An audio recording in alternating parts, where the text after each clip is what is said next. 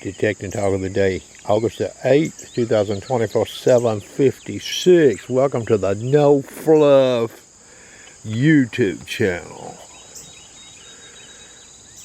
Okay, Deus 2, that's all we're going to talk about in this video. Charging clips. Let you all know what happened to me, and believe it or not, there's a high chance the sharpshooter may have changed a battery in an 11-inch coil where the battery wasn't even bad. But I've did the battery change, and I'm not putting it back in. A couple of questions here I'll ask and I'll answer.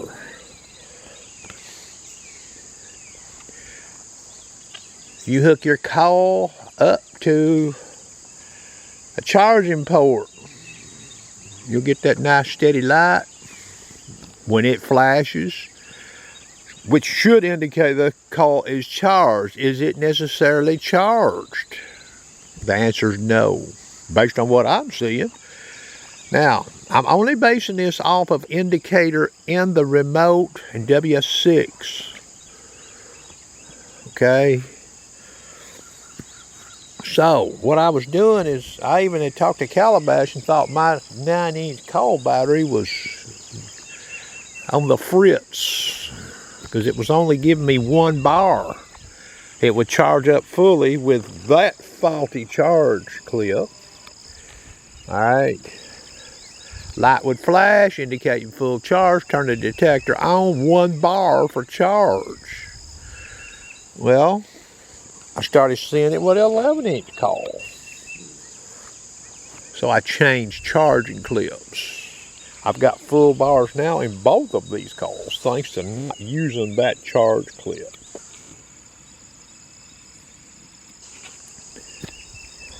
Deus 2 owners, you might want to get you a spare charge clip. If you're taking long trips, road trips, you might not should just snatch your detector up when the charge light starts flashing, indicating a full charge. You better turn that machine on and look at the meter to see what it says. Now, remember what I said. I didn't keep running the machine on a time basis just to see, was the meter lying to me. But even saying this, you know, the meter needs to tell you, needs to be accurate. Okay, you don't need to have a dead-looking battery or low battery in your meter when the battery's full. Well, that's not helping you much, is it? You're in mystery mode there. Okay. Now, some gee whiz with a Deus 2. Now, you'll see this with an 11-inch coil. This is just gee whiz. You all can do with it what you wish. Now, I'm using the 14 max frequency and beach sensitive. You can look at this in dive program. Any of these beach programs that's got salt sensitivity setting. This is version 2.00.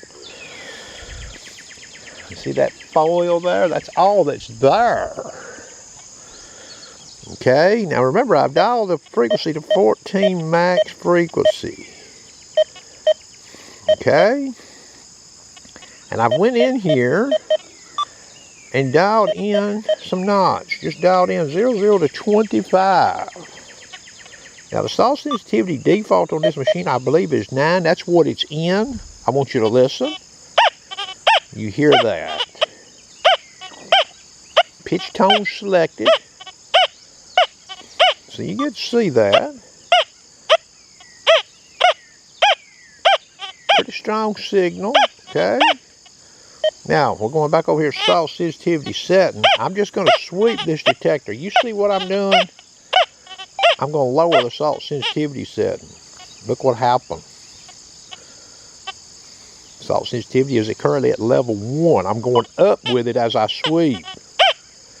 There's 9 again. You hear that? See that? 9.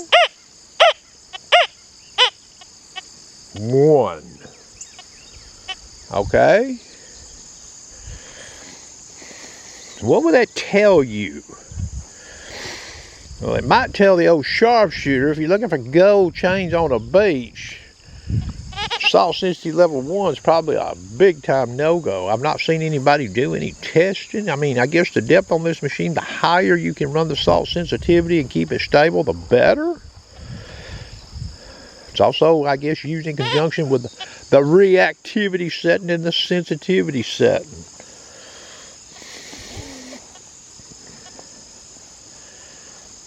So, you know, this machine and me and Calabash were talking.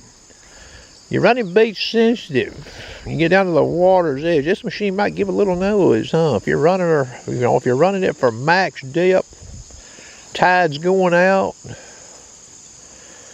So you get down close to the water's edge, you may get a little spark in it. It's a teeny bit, huh? So looking for these recent drop Joe rings. Is the beach sensitive program even the smart money on this machine necessarily? Maybe the beach program is the way to go. Probably run a little more stable. Granted, you lose a little depth maybe, but for you to keep that call moving to find that ring that tourist dropped, it might help you. I'm not a salt beach hunter, okay? And I'll just lay this on you all too, because I don't know the clear answer here, and Calabash may do some tests when he gets this triple score knocked out. You decide to go on the salt beach, even running beach sensitive, wet salt sand, you want to run notch. Say you want to get rid of the foil range. You might even want to get rid of the higher conductive Cohen range. You're looking for the go rings. So let's say you went onto a salt beach and you run the only window you had open on this machine using notch was say 45 to 80. Let's say that was your target zone. Well, if we get a smaller, medium size, and a larger go ring, and we start bearing them at depth with this machine, running that notch, as the target gets deeper, what happens to it? Do we still hear it? I've not heard anybody talk about this with this machine. This would even go for the Manicore, by the way, and the Elite, and the triple score, and the double score. So yes, running notch or disc could have some advantage, but what about the targets that start getting down closer to fringe depths? Could they be heard with less notch? Or would they be heard at all with the notch running a machine? You know what I mean? Versus no notch. That's going to conclude the detecting talk of the day. Get you a spare charging clip. That's all I can say. Have a nice day.